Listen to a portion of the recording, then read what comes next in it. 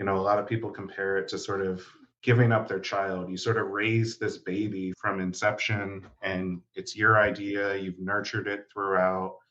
And, I'm not a parent, but I know many parents and I have nieces and nephews, but, it's sort of letting the company grow and move on to the next stage where, it's probably going to do that with still some guidance from you, but in the hands of other people and sort of on its own and running forward. So that's one of the things that I think startup founders don't necessarily think about when they think about acquisition. It's pulling yourself back from this thing that you've been so committed to for so long and really letting it run and have a life of its own beyond you. I think the two primary types of exit that we see in our practice are, stock acquisitions or asset purchases. A stock acquisition is the buying of the entity. And so it encompasses all of the assets, all of the liabilities of the entity in one nice package. An asset purchase acquisition is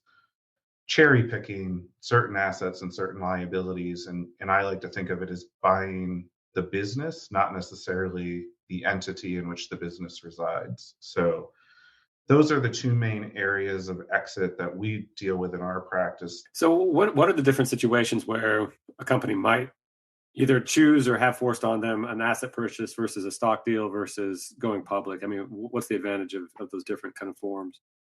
The primary advantage for a seller of doing a stock deal is you're getting the money into the hands of your equity holders directly. You're not passing it through the company. And as you can imagine, if you're a corporation and you're a C corp, there's going to be taxation at the corporate level if you were to sell assets because it's the entity selling the assets instead of the owners selling their equity in that entity. And so you can get money directly to the stockholders and shareholders,